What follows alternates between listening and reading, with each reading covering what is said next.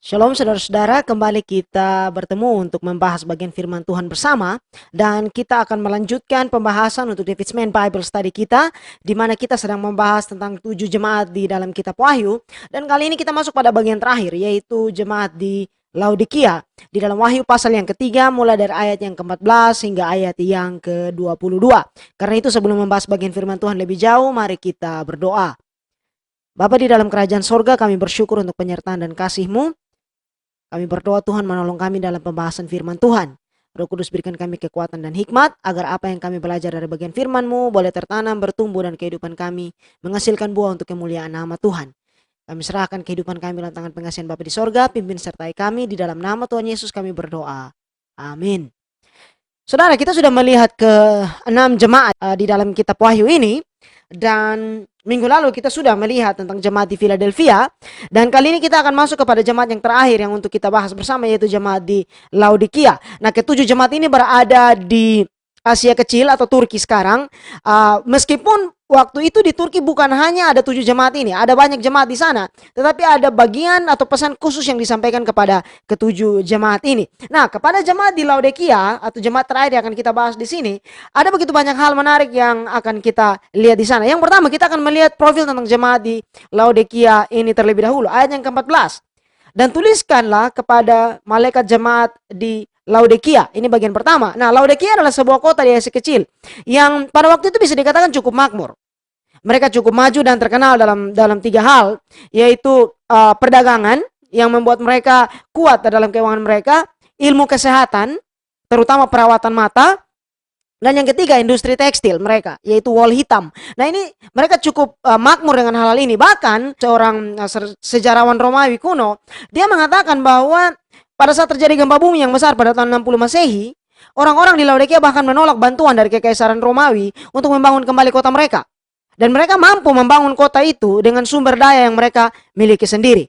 Nah, Paulus juga dalam suratnya kepada jemaat di Kolose menyebut tentang jemaat di Laodikia ini. Sehingga kita bisa menduga bahwa jemaat ini termasuk salah satu jemaat yang awal pada era pertama kekristenan berkembang di abad pertama saat itu. Nah, bagaimana Yesus menunjukkan diri kepada jemaat di Laodikia ini? Ayat yang ke-14, masih di ayat yang ke-14. Dikatakan inilah firman dari Amin, saksi yang setia dan benar, permulaan dari ciptaan Allah. Saudara, di sini yang pertama, Yesus menyatakan diri sebagai inilah firman dari Amin. Amin artinya sungguh, benar, jadilah demikian. Nah, ini menunjukkan bahwa Yesus adalah wujud dan peneguhan dari kebenaran yang sejati itu. Paulus mencatat dalam 2 Korintus 1 ayat yang ke-20 demikian. Sebab Kristus adalah ya bagi semua janji Allah, itulah sebabnya oleh dia kita mengatakan amin untuk memuliakan Allah. Nah, juga di dalam Yesaya pasal 65 ayat yang ke-16 dikatakan sehingga orang yang hendak mendapat berkat di negeri akan memohon berkat demi Allah yang setia. Nah, kata setia di sini yang merujuk kepada Allah di dalam kitab Yesaya ini di dalam bahasa Ibrani berarti amin.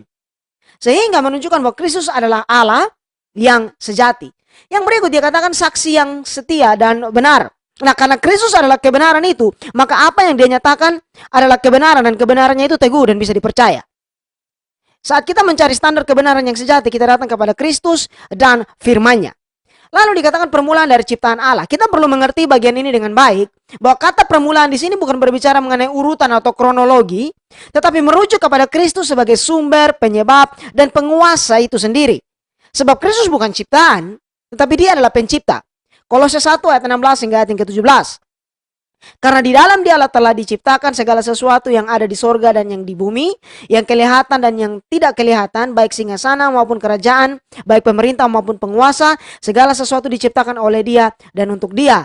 Ia ada terlebih dahulu dari segala sesuatu dan segala sesuatu ada di dalam dia. Nah, sehingga di sini jelas bahwa Kristus adalah sumber dan penguasa dari ciptaan yang ada. Kata yang sama, kata permulaan di sini yang sama juga dipakai di dalam Yohanes pasal 1 ayat 1. Pada mulanya. Di sana, kata pada mulanya itu merujuk kepada kekekalan Kristus yang ilahi. Sehingga di sini tidak berbicara mengenai sequence atau berbicara mengenai kronologi, tetapi lebih berbicara mengenai Kristus sebagai penyebab, sebagai sumber dari apa yang ada. Nah, lalu bagaimana Yesus melihat jemaat di Laodikia ini? Ayat yang ke-15 dan ke-16. Aku tahu segala pekerjaanmu, engkau tidak dingin dan tidak panas. Alangkah baiknya jika engkau dingin atau panas. Jadi karena engkau suam-suam kuku dan tidak dingin atau panas, aku akan memuntahkan engkau dari mulutku. Nah, teguran yang diberikan kepada jemaat ini jelas bahwa mereka tidak dingin dan tidak panas. Gambaran ini akan sangat akrab bagi orang di Laodikia. Kenapa? Karena kota ini walaupun mereka makmur, tetapi punya masalah dengan suplai air. Mereka punya masalah dengan air bersih, dengan air yang mereka minum. Nah, Laodikia terletak antara dua kota penting pada saat itu, yaitu Kolose dan Hierapolis. Nah, Kolose dikenal dengan sumber air dingin yang berasal dari gletsernya, dan Hierapolis dikenal dengan sumber air panas yang alami. Nah, sumber air di Laodikia ini tidak begitu baik dan bahkan bisa membuat orang sakit jika mereka meminumnya. Nah, saudara ingat bahwa dia berada di daerah dekat Kolose, daerah-daerah pada Asia Kecil saat itu. Dan ingat apa yang Paulus tulis kepada Timotius. Paulus menulis untuk Timotius mencampurkan sedikit anggur karena dia mengalami masalah pencernaan. Mungkin berhubungan dengan air yang dia minum di sana. Nah, sumber air di Laodikia ini tidak begitu baik dan bisa membuat orang sakit.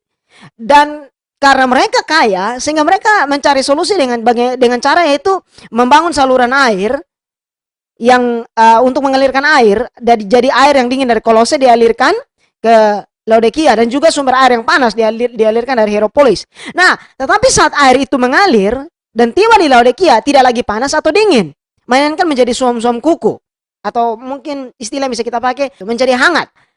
Sehingga teguran ini begitu mengena kepada mereka. Nah, teguran ini diberikan untuk memperingatkan orang-orang di Laodikia yang nampaknya kehidupan kerohanian mereka itu berkompromi dengan keadaan sekitar mereka. Atau dengan kata lain bahwa mereka mencoba untuk bermain aman. Tidak mau begitu jelas menunjukkan identitas dan kesaksian mereka sebagai orang percaya.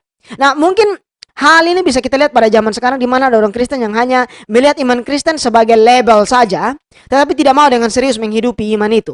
Nah, ini peringatan yang diberikan baik kepada jemaat di Laodikia pada saat itu dan juga orang-orang percaya pada saat ini. Bahwa bagaimana kita menunjukkan identitas kita sebagai anak Tuhan. Lalu dikatakan bahwa engkau tidak dingin dan tidak panas. Alangkah baiknya jika engkau dingin atau engkau panas. Nah, sikap yang tidak dingin dan tidak panas ini sebenarnya berbahaya. Karena ini akan menuju kepada sikap yang nampaknya mau mengikut Tuhan, tetapi juga senang pada hal-hal duniawi. Jadi berdiri kaki sebelah menyebelah begitu. Tuhan Yesus sendiri memberikan peringatan akan hal ini dalam Matius 6 ayat 24. Tak seorang pun dapat mengabdi kepada dua tuan. Karena jika demikian, ia akan membenci yang seorang dan mengasihi yang lain. Ia akan setia kepada yang seorang dan tidak mengindahkan yang lain. Artinya bahwa saat mengikut Tuhan, komitmen itu dibutuhkan. Ini penting untuk kita perhatikan. Lalu Yesus berkata bahwa alangkah baiknya jika engkau dingin atau panas. Ini bukan berarti bahwa Allah mengabaikan suatu kondisi kerohanian yang dingin. Tetapi bahwa jika seseorang berada pada salah satu dari antara dua kondisi itu, yaitu dingin atau panas, maka paling tidak ada hal yang bisa dilakukan di sana. Kalau dia dingin, maka ada yang bisa dikerjakan dalam kehidupan orang itu sehingga bisa menjadi panas atau semangat kembali dalam kehidupan rohaninya. Dan kalau dia panas dan bersemangat, maka itu adalah sesuatu yang baik dan berguna. Tetapi kalau dia suam-suam kuku saja, maka itu menjadi sesuatu yang tidak berguna di sana. Perhatikan, ini adalah gambaran kiasan yang diberikan. Nah, bersikap suam-suam kuku ini juga berbicara mengenai satu sikap yang berkompromi dengan keadaan sekitar.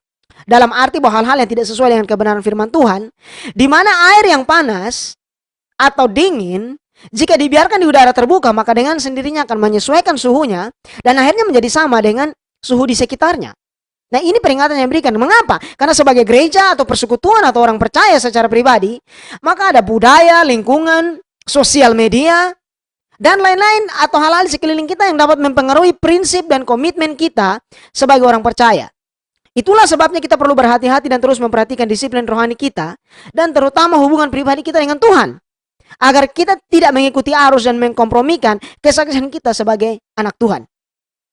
Saya mengutip dari Charles Spurgeon. Dia memberikan sebuah komentar yang menarik. Dia mengatakan begini, doa yang suam-suam kuku itu menghina Allah. Saudara-saudaraku, pernahkah Anda benar-benar berpikir betapa menghinanya bagi Allah ketika kita datang di hadapannya dengan doa yang suam-suam kuku? Di sana ada tutup pendamaian sorgawi, yaitu belas kasih Allah, dan jalan ke sana diperciki dengan darah Kristus yang berharga. Namun kita datang ke sana dengan hati yang dingin, atau kita mendekatinya dengan tidak membawa hati kita. Kita berlutut dalam sikap doa, namun kita tidak berdoa. Kita menaikkan kata-kata tertentu, kita mengungkapkan pikiran kita, tetapi yang bukan keinginan kita yang sebenarnya. Kita berpura-pura menginginkan hal yang sebenarnya tidak kita rasakan. Bukankah dengan demikian kita merendahkan tutup pendamaian atau belas kasih Allah itu? Ini peringatan yang diberikan bahwa kita perlu serius dan jujur di dalam kehidupan kerohanian kita. Lalu ada peringatan yang Yesus berikan, aku akan memuntahkan engkau dari mulutku. Perhatikan bahwa ada peringatan yang keras di sini. Saya mengutip dari David Guzik. Dia mengatakan bahwa apa dimaksud dengan gereja atau jemaat ada dalam mulut Yesus. Pertama, mereka ada dalam mulutnya karena mereka menyebarkan firman-Nya. Yang kedua, mereka ada dalam mulutnya karena dia senantiasa bersyafaat untuk mereka. Ada yang mungkin mengatakan bahwa ya cukup sekedar saja menjadi orang Kristen yang biasa. Kita tidak perlu terlalu bersemangat atau terlalu rohani. Tetapi di sini justru peringatan yang keras yang diberikan Yesus terhadap sikap-sikap seperti itu.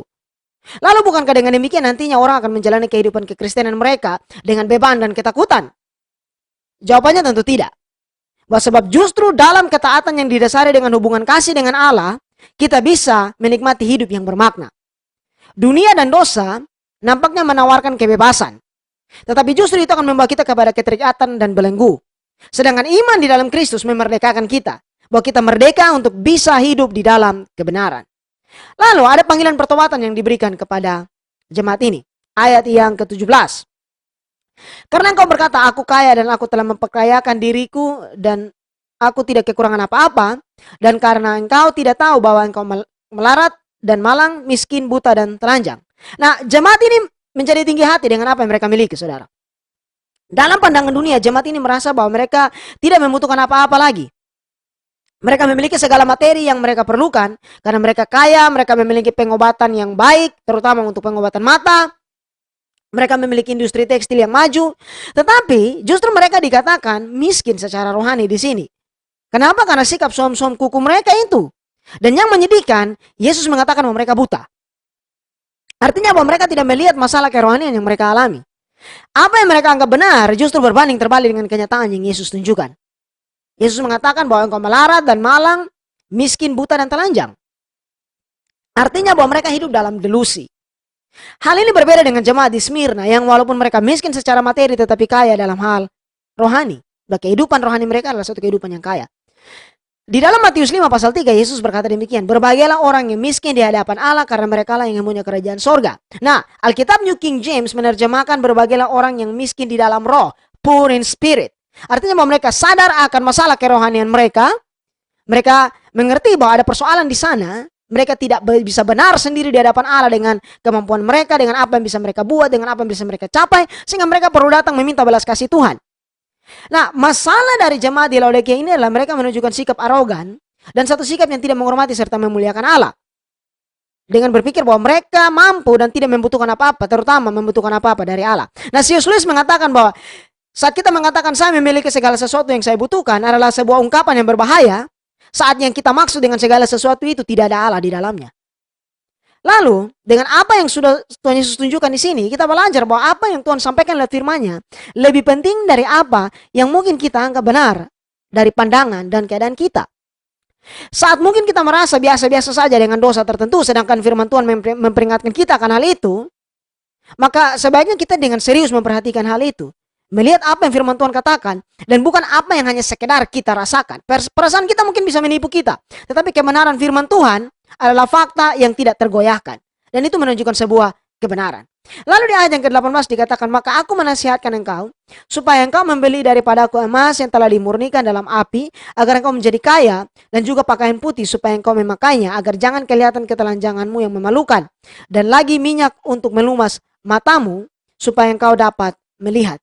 Nah, dalam keadaan rohani mereka yang terpuruk itu, Allah tidak meninggalkan mereka begitu saja. Di sini Tuhan mau agar mereka sadar dari masalah rohani mereka dan datang kepada Dia untuk dipulihkan.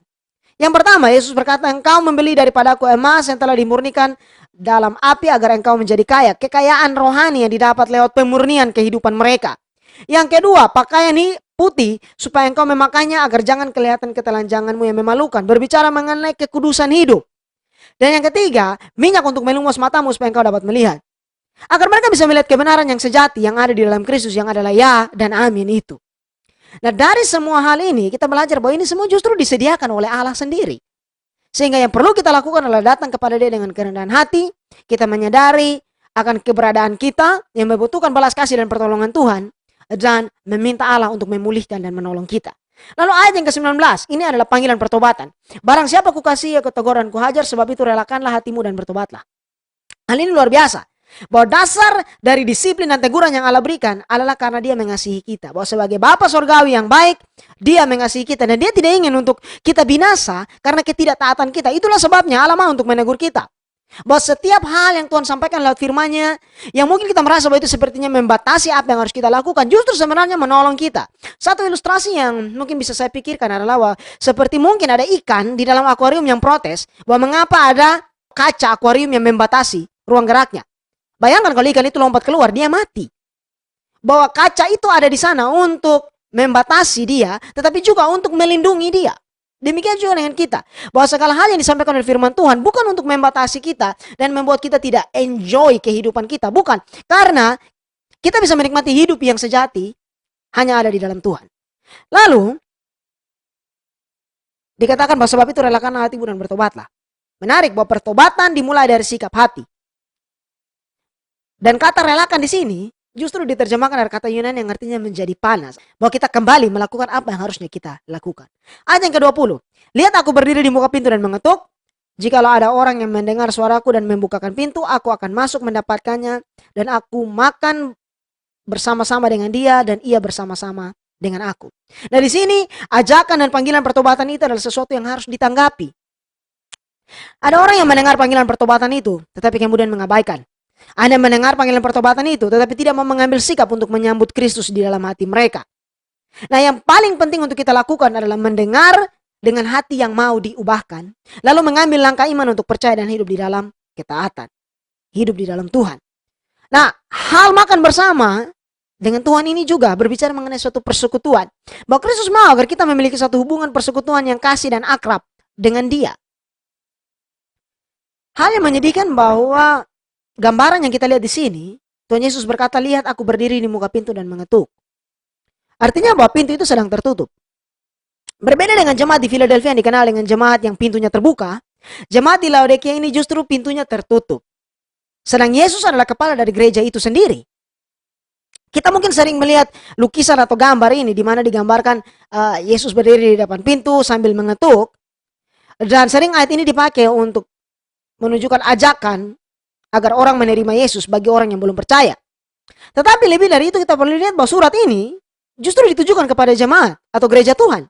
Sehingga panggilan untuk bertobat dan bersekutu dengan Kristus itu juga berlaku bagi orang yang menyebut dirinya Kristen tetapi hidup dalam kondisi rohani yang suam-suam kuku. Ini peringatan yang diberikan kepada kita. Lalu satu pertanyaan yang muncul dalam pikiran saya begini.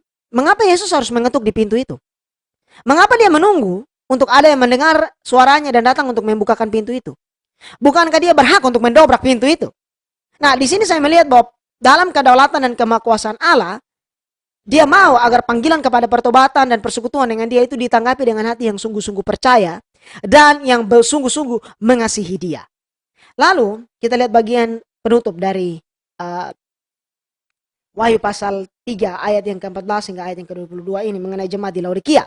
Ayat 21. Barang siapa menang, ia akan kududukan bersama-sama dengan aku di atas takhtaku, sebagaimana aku pun telah menang dan duduk bersama-sama dengan Bapakku di atas tahtanya. Bahwa mereka yang menang adalah mereka yang menyadari bahwa mereka membutuhkan Tuhan dan yang mau merendahkan diri untuk bertobat serta membuka hatinya bagi Tuhan.